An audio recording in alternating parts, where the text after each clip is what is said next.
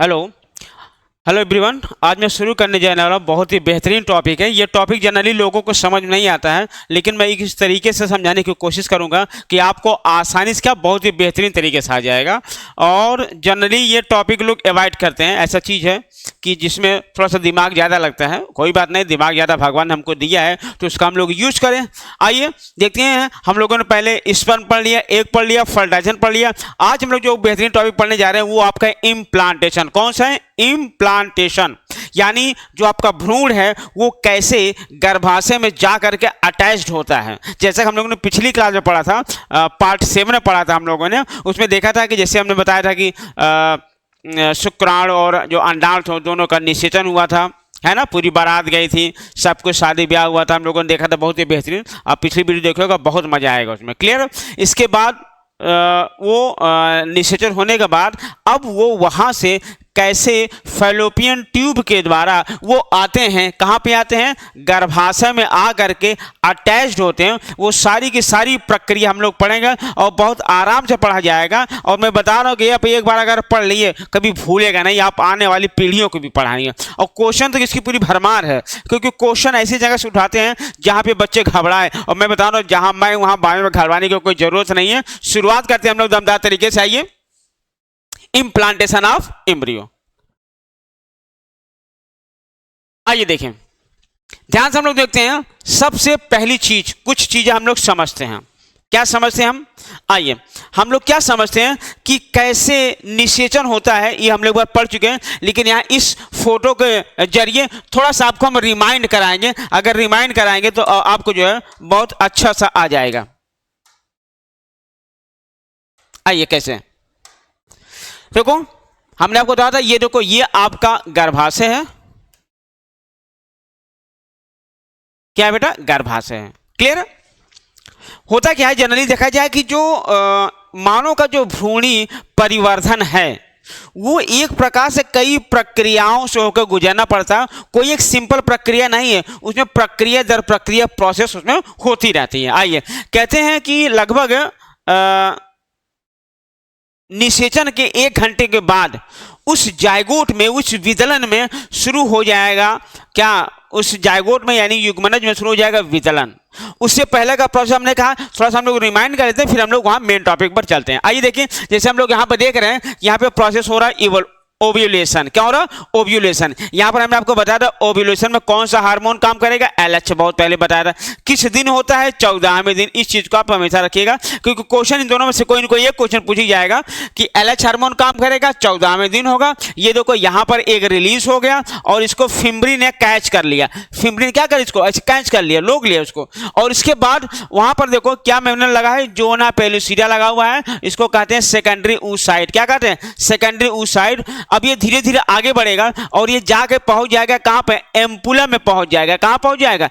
Ampulla part में पहुंच जाएगा। और वहां पर देखो स्पर्म इसको फर्टिलाइजेशन शुरू कर देते हैं। प्रोसेस, जो प्रक्रिया फर्टिलाइजेशन की शुरू हो जाती है। और फर्टिलाइजेशन होने के बाद ये देखो एग प्रोन्यूक्लियस और स्पर्म प्रोन्यूक्लियस, एग प्रोन्यूक्लियस और स्पर्म प्रोन्यूक्लियस आपस में करीब आ गए, यानी निषेचित हो गया। और निषेचित होने के बाद क्या बन गया? जायगोट, जिसका हमें लंबे अरसे से इंतजार था। किसका? जायगोट बनने का, यानी विवाह संपन्न होने का वो हो चुका है। यहां तक जायगोट, यहां तक हम लोगों ने पढ़ लिया था पिछली क्लास में। अब बात आती, हमने आपसे क्या बताया कि 1 घंटे के बाद, कब? निषेचन के 1 घंटे के बाद से यहां से शुरू हो जाता है एक प्रक्रिया जिसको बोलते हैं विदलन। विदलन बोले तो क्लीवेज। आइए, विदलन बोले तो क्लीवेज। आइए थोड़ा सा हम लोग समझते हैं कि विदलन यानी क्लीवेज क्या है। ध्यान रखिएगा, विदलन और क्लीवेज सबसे पहली चीज बात करने की बात है। हमने पहले बताया कि 1 घंटे के बाद शुरू हो जाएगा। विदलन में पहली चीज क्या होता है कि समसूत्री विभाजन होता है। पहला काम क्या होता है? समसूत्री विभाजन होता है। ध्यान रखिएगा, पहला काम। और दूसरे में क्या होगा? इसमें नंबर ऑफ जो सेल होंगे वो तो इंक्रीज करेंगे, लेकिन उसका जो आकार है, आकार बढ़ेगा नहीं, बल्कि हल्का फुल्का कम ही होगा। क्या होगा? समसूत्री विभाजन, नंबर ऑफ सेल इंक्रीज करेंगे और आकार उसका समान रहेगा या थोड़ा सा कम हो जाएगा। क्लियर है? होता क्या है, जब नंबर ऑफ सेल बन रहे हैं, जो इसमें सेल्स बनते हैं उन सेल्स को कहा जाता है कोरक खंड। क्या कहा जाता है? कोरक खंड कहे जाते हैं। जो भी नए सेल बनते हैं उनको हम लोग बोलते हैं कोरक खंड। क्या बोलते हैं? कोरक खंड। क्या बताया हमने कि विदलन में क्या होता है? समसूत्री विभाजन होता है, नंबर ऑफ सेल इंक्रीज करता है, लेकिन नंबर ऑफ क्या उसका जो आकार होता है, साइज होता है, वो लगभग कांस्टेंट या कम होता है। ये हो गया विदलन। अब कहते हैं विदलन कई प्रकार को, तो इसके बारे में अभी हम लोग पढ़ेंगे। पहले और थोड़ा देख लेते हैं, क्या पढ़ लेते हैं हम लोग कि यहां पर जो विदलन हुआ, देखो सबसे पहले बना 2 सेल, 2 सेल से कितना बना? 4 सेल, और 4 सेल से कितना बना? 8 सेल, और यहां पहुंच के वो हो गया 16 सेल। कहते हैं कि 4 बार विभाजन के फलस्वरूप, 4 बार विभाजन के फलस्वरूप कितनी कोशिका बन जाती? 16। ये 16 जो कोशिका बनी है, ये एक ठोस गेंद किस फॉर्म में है? ठोस गेंद के रूप में है, जिसको हम लोग बोलते हैं मारुला, या हिंदी में इसी को कहा जाता है तूतक कहा जाता है। क्या कहा जाता है? तूतक, तूतिया गावना आपने सुना होगा। ये कहा जाता है तूतक, जो एक सॉलिड बॉल के रूप में है। किस फॉर्म में है? सॉलिड बॉल के रूप में होते हैं। मारुला कहा जाता है। क्वेश्चन कई बार आया हुआ है। कहते हैं ये मारुला पहुंचते चौथा दिन हो जाता है। कौन सा दिन हो जाता है? चौथा दिन हो जाता है, यानी 4 दिन बाद 4 बार विभाजन से 16 कोशिकाओं का ग्रुप बन जाता है, जिसको हम लोग बोलते हैं मारुला, जो बिल्कुल ठोस होती है। क्या होती है? बिल्कुल ठोस होती है। और ठोस होने के साथ साथ उसके साथ और कुछ कंडीशन क्या होती है, जो क्वेश्चन उसमें जो क्वेश्चन बनता है, ध्यान रखिएगा। क्या क्वेश्चन बनता है? आइए क्वेश्चन क्या बनता है हम लोग देख लेते हैं।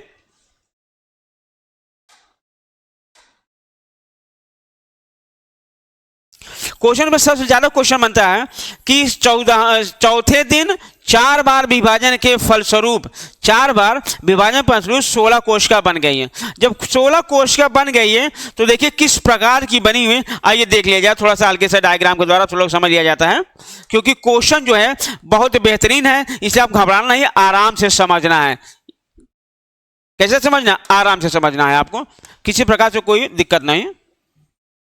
ये मारुला स्टेज हो गया और इसमें ढेर सारे सेल्स हो गए।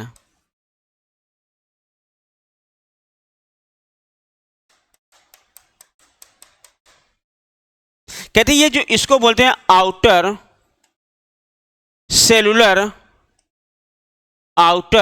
Cellular layer. बाहर कैसे क्या बोलते हैं? आउटर सेलुलर लेयर, और अंदर को बोलते हैं बेटा इनर मास सेल, यानी आंतरिक पिंड बोलते हैं। आउटर सेलुलर लेयर बाहर की, और अंदर बोलते हैं इनर मास सेल, जो मास में भरा हुआ। ये कितने सेल अवस्था में है? 16 कोरक खंड होते हैं। 16 कोरक खंड हैं, ध्यान देखिएगा, घबराइए नहीं। ये कौन सी अवस्था है? ये है आपकी मारुला अवस्था, जो चौथे दिन, किस दिन? चौथे दिन आपने क्या देखा कि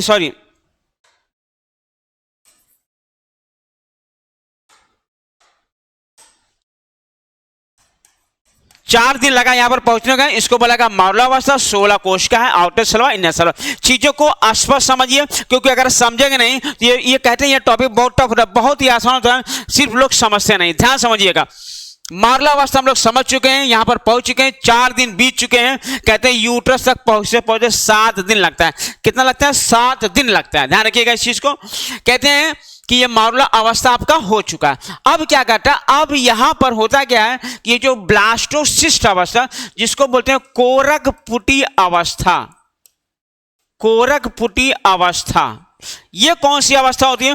कहते हैं यहां पर देखो, यहां पर जब ये कहते हैं कि मारुला के बाद जो आपका यूट्रस है उसमें मारुला कुछ देर तक टहलता रहता है, और उसके साथ उसके इस दीवार के अंदर यहां पर होता है ग्लाइकोजन होता है। क्या होता है? ग्लाइकोजन होता है। किस रूप में होता है? तरल रूप में। ये लगातार मारुला में एंट्री करता रहता है। क्या एंट्री कर रहा है? ग्लाइकोजन। किस रूप में? तरल रूप में है। कौन दे रहा है? गर्भाशय दे रहा है। और वो लगातार जब इसमें भर रहा है, इसको पोषण मिल रहा है, तो यहां पर कुछ खाली स्थान हो रहे हैं, यहां पर कुछ छोटा सा क्या हो रहा है, खाली स्थान बन रहा है। और खाली स्थान मतलब यहां पे एक कैविटी बन रही है जिसको कहा जाता है ब्लास्टोसील। ब्लास्टोसील क्या कहते हैं उसको? ब्लास्टोसील कहते हैं, या हिंदी में कहते हैं कोरक गुहा। क्या बोलते हैं? कोरक गुहा बोलते हैं। क्या बोलते हैं? कोरक गुहा बोलते हैं। ध्यान लीजिए, इसको बोलते हैं ब्लास्टुला अवस्था। क्या बोलते हैं? ब्लास्टुला अवस्था। क्लियर हुआ? अब ब्लास्टुला अवस्था में होता क्या है, जो आपका आउटर सेल वाल था, ये जो आउटर सेल वाल था, ये कन्वर्ट हो जाता है ट्रोफोब्लास्ट में। ध्यान देखिएगा, गड़बड़ा गया नहीं है, ट्रोफोब्लास्ट में कन्वर्ट हो जाता है। ये चपटी संरचना होती है। और जो इनर मास सेल है, ये बन जाता है आपका, कहा गया, इसको बन जाएगा इम्ब्रियोब्लास्ट में। इम्ब्रियोब्लास्ट में, जिसको बोलते हैं भ्रूण बीज। क्या बोलते हैं? भ्रूण बीज बोलते हैं। इसको थोड़ा और अच्छे से हम लोग डायग्राम बना के देखते हैं। पहले यहां तक हम लोग समझ लेते हैं। ये देखिए,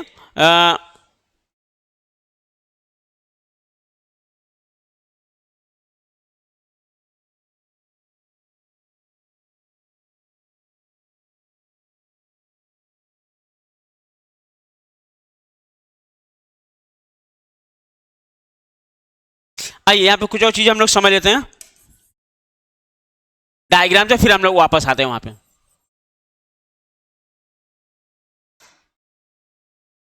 क्या डायग्राम है? ये आपका ब्लास्टोसिस्ट स्टेज है बेटा। होता क्या है कि जो आपका आउटर सेलुलर लेयर था, वो हो जाता है चपटा। कैसा हो जाता है भैया? चपटा हो जाता है। और चपटा होके बनाता है आपका, क्या बोले, ट्रोफोब्लास्ट। क्या बन जाता है? ट्रोफोब्लास्ट बन जाता है। और अंदर का जो लेयर रहता है, अंदर का जो लेयर है यहां पर, इसको हम लोग बोलते हैं भ्रूण बीज। भ्रूण बीज बोलते हैं, या इसको हम लोग बोलते हैं इम्ब्रियोब्लास्ट। इम्ब्रियोब्लास्ट बोलते हैं। क्लियर है? अब देखो अंदर यहां पर क्या है बेटा? लिक्विड भरा हुआ है। यहां पर क्या भरा? लिक्विड भरा हुआ, जिसको हम लोग बोलते हैं कोरक गुहा। कोरक गुहा, या इसको बोलते हैं ब्लास्टोसील। ठीक है? अब ये ब्लास्टोसील अवस्था यूट्रस में अभी भी क्या कर रही है? तैर रही है, और लगातार पोषण पे पोषण इसको मिल रहा है। अब जब पोषण मिलता रहता है लगातार, तो जो आपका ट्रोफोब्लास्ट कोश क्या है, वो आपका बनाती है आगे चल के प्लेसेंटा बनाते हैं। क्या बनाती है? वो प्लेसेंटा बनाती है। और कहते हैं कि ये दो पार्ट में डिवाइड हो जाएगी। कौन? ट्रोफोप्लास्ट जो है बेटा, वो दो पार्ट में डिवाइड हो जाएगी। और डिवाइड होने के बाद एक ऊपर स्तर बनेगा और एक आपका नीचे स्तर बनेगा। आइए देखते हैं कौन सा स्तर बनता है। ये देखिए यहां पर, ये आपका देखें, ये ट्रोफोब्लास्ट सेल है। ठीक है? और ये आपकी ब्लास्टोसील कैविटी है। कहते हैं ये जो ट्रोफोब्लास्ट होता है, ये दो स्तर में डिवाइड है। ट्रोफोब्लास्ट दो स्तर में डिवाइड है। सबसे ऊपर जो वो सिनसीटियोट्रोफोब्लास्ट, और जो नीचे होता है वो होता है साइटोट्रोफोब्लास्ट। और ये आपका एम्ब्रियोब्लास्ट यानी भ्रूण बीज अभी भी है। यानी ये जो ट्रोफोब्लास्ट है, ये दो स्तर में, ध्यान देखिएगा, दो स्तर में विभाजित हो गया। पहला आपका है सिनसीटियोट्रोफोब्लास्ट बाहर तरफ, और नीचे की तरफ है साइटोट्रोफोब्लास्ट। ध्यान समझिएगा, इतना जबरदस्त टॉपिक है, कोई कंफ्यूजन होना ही नहीं चाहिए। हम लोगों ने पहले मारुला देखा, ब्लास्टुला देखा। कहते हैं ब्लास्टुला अवस्था में ही भ्रूण का इम्प्लांटेशन होता है। तो हमने बताया जो पहले आउटर सेलुलर लेयर था, वो कन्वर्ट हुआ चपटे सेल में, किसमें? ट्रोफोब्लास्ट में। अब ट्रोफोब्लास्ट फिर डिवाइड हो रहा है दो सेलों में। जो उधर रहेगा, किधर? गर्भाशय की दीवार की तरफ, यहां पर, यानी यूट्रस की तरफ। जो यूट्रस की तरफ है वो आपका सिनसाइटोट्रोफोब्लास्ट है, और जो ये आपका इम्ब्रियोब्लास्ट की तरफ है उसको बोलते हैं साइटोट्रोफोब्लास्ट। तो कहते हैं जो आपका ये सिनसीटियोट्रोफोब्लास्ट है, यहां पर देखो एक फिंगर लाइक प्रोजेक्शन बना रहा है, और ये फिंगर लाइक प्रोजेक्शन जाकर के पूरा पूरा यूट्रस के अंदर धंस जाता है, यानी जो यूट्राइन एपिथेलियम है उसमें जाकर धंस गया, और धंसने के बाद वो धीरे धीरे कसाव लेगा। कसाव लेने का मतलब वो धीरे खींचेगा एम्ब्रियो को यूट्रस अपनी तरफ, वहां करके कुछ सेल्स जो ट्रोफोब्लास्ट होती है वहां की ब्रेक हो जाती हैं, तब जाकर के उसे डायरेक्ट कांटेक्ट हो जाता है। अब कहते हैं चूंकि ये जो साइटोट्रोफोब्लास्ट है ये लगातार सिनसीटियोट्रोफोब्लास्ट में कन्वर्ट होता रहेगा, और उधर वो लगातार फिंगर बनता चला जाएगा और बेहतरीन तरीके से ऐसे पूरा इसमें जकड़ लेगा। तो कहते हैं लगभग 8वें दिन भ्रूण पूरी तरीके से यूट्रस में इम्प्लांट हो जाता है। किस अवस्था में? ब्लास्टोसिस्ट अवस्था में। कैसे होता है? क्योंकि ट्रोफोब्लास्ट जो है वो दो सेल में डिवाइड होता है, सिनसीटियोट्रोफोब्लास्ट और साइटोट्रोफोब्लास्ट। सिनसीटियोब्लास्ट फिंगर लाइक प्रोजेक्शन बनाता है जो जा करके आपके देखो लिखा है ना यहाँ पे एपिथेलियम, यूट्राइन एपिथेलियम में जाके धंस जाता है और ये लगातार और बनता रहता है, यानी पूरा का पूरा ये ऐसे बनता चला जाता है और बेहतरीन तरीके से वो कस लेता है किसको? एम्ब्रियो को। कौन कस लेता है आपका? कौन भाई? यूटेरस पूरी तरीके से जबरदस्त तरीके से पकड़ लेता है। अब अगर यही कभी कभी कनेक्शन सही नहीं हो पाता तो बेबी एबॉर्ट हो जाता है, कहते हैं कि एबॉर्शन हो गया। तो अगर इसका जबरदस्त पकड़ बन जाएगा तो कभी एबॉर्शन नहीं होगा।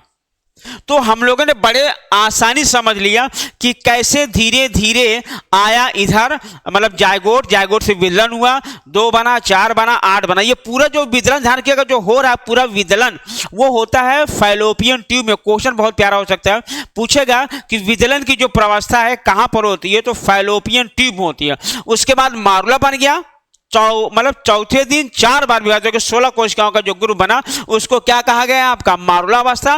फिर मारुला धीरे से आगे बढ़ा, बना ब्लास्टुला, उसमें ब्लास्टोसिल कैविटी थी, क्योंकि लगातार यूट्राइन से ग्लाइकोजन तलर रूप पूरा उसको बोलते हैं गर्भाशय दुग्ध तलर रूप में जाता रहता है, उसको पोषण देता रहता है, उसमें ग्रोथ होता रहता है, और जो आपका आउटर सेलुलर लेयर था कन्वर्ट हो जाता है ट्रोफोब्लास्ट में। ट्रोफोब्लास्ट आगे चल के प्लेसेंटा का निर्माण करती है, और जो इनर सेलुलर मास था वो एम्ब्रियोब्लास्ट यानी भ्रूण बीज में बदल जाता है। इसका भी कार्यक्रम हम लोग अभी आगे वाले उसमें देखेंगे।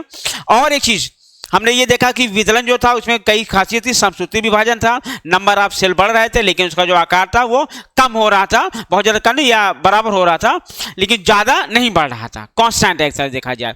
इसके बाद वो पहुंच गया ब्लास्टुलम, ब्लास्टोसिल कैविटी है, ट्रोफोब्लास्ट फिर कन्वर्ट हो गए सिनसीटियोट्रोफोब्लास्ट और टाइफोट्रोफोब्लास्ट में कन्वर्ट हो गए, जिसके कारण वो फिंगर लाइक प्रोजेक्शन बना सिनसीटियोट्रोफोब्लास्ट और यूट्रस में धंस गया। लगातार ये नीचे वाला जो आपका साइटोट्रोफोब्लास्ट है वो कन्वर्ट हो जाएगा सिनसीटियोट्रोफोब्लास्ट में, और सिनसीटियोट्रोफोब्लास्ट के कारण इसमें क्या हो जा रहा है? ये देखो लगातार फिंगर लाइक प्रोजेक्शन बनते चले जा रहे हैं, और जो फिंगर लाइक प्रोजेक्शन बन रहे हैं जिसकी वजह से वो लगातार इसमें जुड़ता चला जा रहा है। इसे पूरी तरीके से यूट्रस कस लेता है और एम्ब्रियो पूरी तरह से क्या हो जाता है? इम्प्लांट हो जाता है। ध्यान रखिएगा क्या हो गया? एम्ब्रियो इम्प्लांट किस दिन?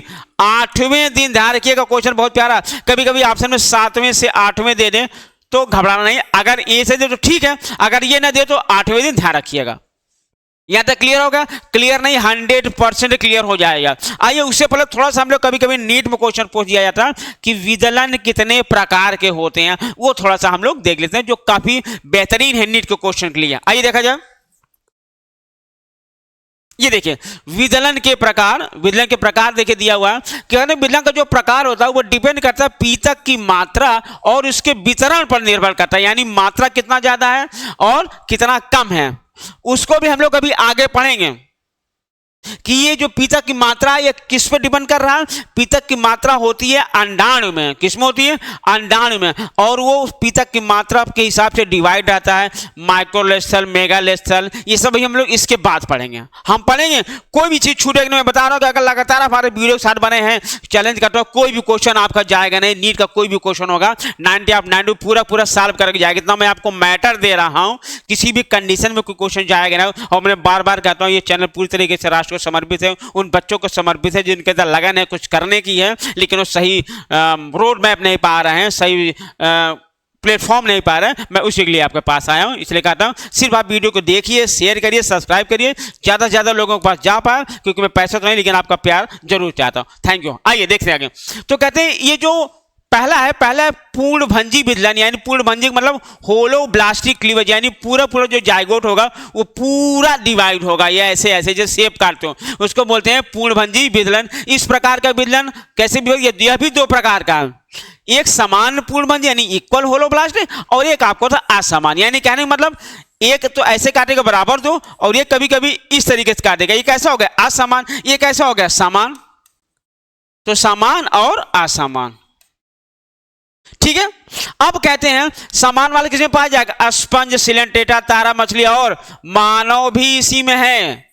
मानव यानी प्राइमेट्स भी इसी में है, सब के सब। ये पूरा पूरा किसमें है, समान पूर्णभंजी में, यानी बोले तो इक्वल होलोब्लास्ट में। ध्यान रखिएगा, नीट में कई बार आता है किस प्रकार का हमारे में क्या कहते हैं विदलन होता है, इक्वल होलोब्लास्टिक। असमान किसमें बेटा, ध्यान रखिएगा, इसमें होता क्या, जब ये दो अलग अलग साइज के बन गए तो छोटे वाले को माइक्रोमीयर कहते हैं और बड़े वाले को मैक्रोमीयर कहते हैं। क्या बोलते हैं, माइक्रो और मैक्रोमीयर। ये देखो माइक्रो मतलब छोटा हो गया और बड़ा वाला मैक्रोमीयर कहते हैं। कहते हैं इसमें आपका ये तो होगा समान वाले में, समान का हो गया एक समान एक असमान, और एक होता अपूर्ण विदलन यानी जो पूरी तरह से ऐसा कहीं रुक जाए, यानी कहने वाला पूरा ना डिवाइड, इतना डिवाइड हो। वो भी आपके दो प्रकार के हैं भैया। पहला आपका डिस्क्वाइडल है, जिसके किसमें पाया जाता है, पक्षी में। ध्यान रखिएगा डिस्क्वाइडल क्या कह रहा है, सिर्फ यह विभाजन कोश का द्रव्य डिस्क पर, यानी बहुत थोड़ा सा विभाजन हो रहा, किसमें है ये, पक्षी में है। और जो सुपरफिशियल है, बहुत ज्यादा क्वेश्चन नीट में बहुत है महाबेरी, यानी BMW IMP 2024 में अगर आप कभी एग्जाम दोगे या और जब भी एग्जाम दोगे नीट का TGT PGT जो भी दोगे उसमें मिलेगा कि सुपरफिशियल पाया जाता है किसमें, कीट में पाया जाता है। यानी सुपरफिशियल जो आपका क्या होता है विदलन होता है वो किसमें पाया जाता है, कीट में पाया जाता है। आइए, तो ये आपका हो गया विदलन। क्लियर है, तो टाइप्स ऑफ क्लीवेज वो भी हमने देख लिया। एक आपका पूर्णभंजी है, एक आपका अपूर्णभंजी है। यानी पूर्णभंजी में आपका कौन सा है, दो प्रकार का, एक समान पूर्णभंजी एक असमान पूर्णभंजी। और अपूर्ण विदलन में दो प्रकार के, एक आपका डिस्क्वाइडल जिसमें पक्षी होता है और सुपरफिशियल होता है। इंसेक्ट का भूलिएगा नहीं, ये कई बार आया हुआ है, इसको पूरी तरीके से क्या करिए रट लीजिएगा, रट का समझ कर रटिएगा। क्लियर है, क्योंकि क्वेश्चन को पूरी पूरी भरमार लगी है और मैं इतना आपको मैटर दे दे रहा हूं कि किसी के कंडीशन में कोई क्वेश्चन आपको चैलेंज नहीं कर सकता कि आप क्वेश्चन को चैलेंज कर सकते, तो क्वेश्चन कभी आपको चैलेंज नहीं कर पाएगा, क्योंकि ये टॉपिक ऐसा है कि इसमें तो क्वेश्चन की भरमार लगेगी, कभी कभी मिलान करने के लिए दे देता है। क्लियर है, आइए अगला हम लोग देखते हैं। ये देखिए, अभी हमने आपको बताया था कि जो पीतक जो डिपेंड कर रहा है वो उस पर बेस है। ये क्वेश्चन बहुत प्यारा है ये।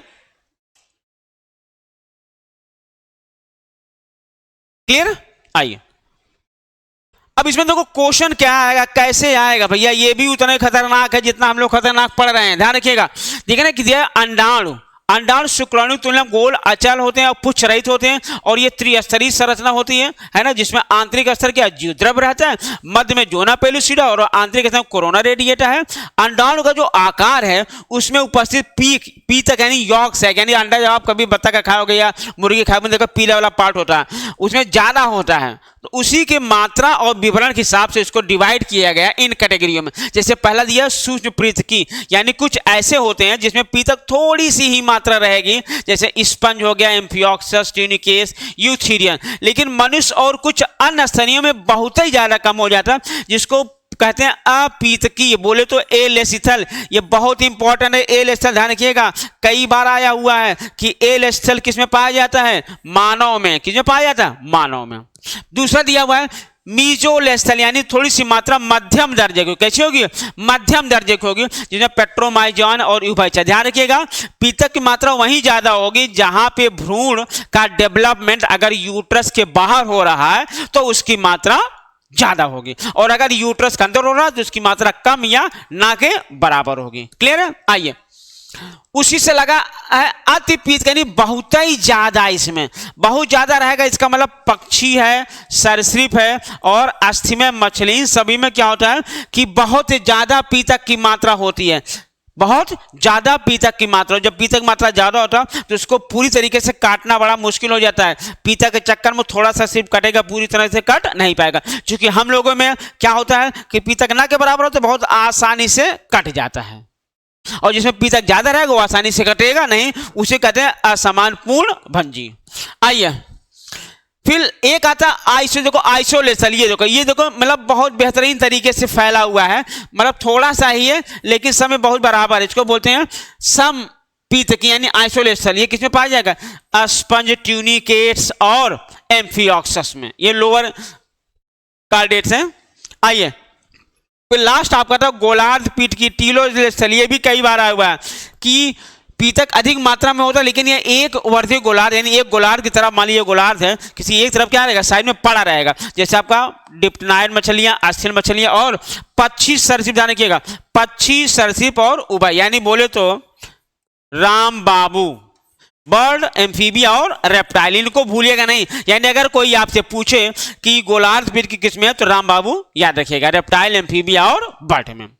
और उसके बाद लास्ट आपका है ये देखो सेंट्रोलेसाइथल, ध्यान रखिएगा, सेंट्रोलेसाइथल मतलब केंद्र में सिर्फ उपस्थित होता है और इसमें आपका होता है कीटें, कीट जिसको बोलते हैं, क्या बोलते हैं, कीट बोलते हैं, कीटों में पाया जाता है। तो सेंट्रोलेसाइथल भी कीट में है, ध्यान रखिएगा, और सुपरफिशियल भी किसमें है, कीट में है। तो ये पॉइंट आपको ध्यान रखने चीजें हैं कि आपका ये आपका टॉपिक थोड़ा सा छूटा था किसी क्लास में, इसको हमने आपको अपडेट करा दिया कि इसको भी याद रखिएगा, स्क्रीनशॉट ले लीजिएगा, सब रट डालिएगा। उसके बावजूद आपको नोट्स आइएगा, टेलीग्राम में मैसेज कीजिएगा, व्हाट्सएप मैसेज कीजिएगा, आपको लगा तो या यूट्यूब में मैसेज कीजिएगा, नंबर भेजिएगा, हम आपको पीडीएफ पूरा भेज देंगे। मैं आपके साथ पूरी तरीके से लगा हूँ, पूरे दमखम से लगा हूँ, पूरे दिल से लगा हूँ कि आप अच्छा करें, बेहतरीन करें और देश का नाम रोशन करें, घर का नाम रोशन करें, साथ साथ हमारा भी थोड़ा सा नाम रोशन हो जाएगा।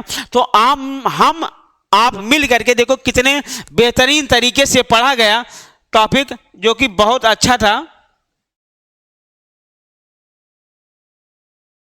बहुत अच्छा टॉपिक था। जल्दी ये किसी को समझ नहीं आता, लेकिन हम लोगों ने समझ लिया। क्या पढ़ा, इम्प्लांटेशन ऑफ एम्ब्रियो, देखो नन्हा सा प्यारा सा एम्ब्रियो बना हुआ है। हम लोग अभी इसके बारे में और आगे डिटेल पढ़ा जाएगा। क्या पढ़ा जाएगा, डिटेल, कि कैसे एम्ब्रियोनिक डेवलपमेंट और आगे होता है, यानी भ्रूण का विकास, यानी इसके बाद जब अटैच हो जाएगा तो अब अगली बार हम लोग जब पढ़ेंगे तो पहले एक बार पढ़ा जाएगा प्लेसेंटा, पूरा पढ़ा जाएगा, प्लेसेंटा के बाद पढ़ा जाएगा 1 महीने का ग्रोथ, 2 महीने का ग्रोथ, 3 महीने में क्या होता है, चौथे महीने में क्या होता है, 5वें महीने में क्या होता है। ये सारी चीजें हम लोग क्या करेंगे, धीरे धीरे पढ़ेंगे, कोई चीज छूटेगा नहीं आपकी, ये चीज हमारी गारंटी है। लेकिन जैसा हमने पढ़ाया वैसे आप मन लगा के पढ़िएगा। जैसे कि हम एक बार हल्का से रिविजन आपका कर दे रहे हैं। क्या कर रहे हैं, पहली बार हम लोगों ने पढ़ा कि जाइगोट हुआ, जाइगोट जो है, जाइगोट कहाँ बना, एम्पुला या एम्पुली इस्थमस जंक्शन में।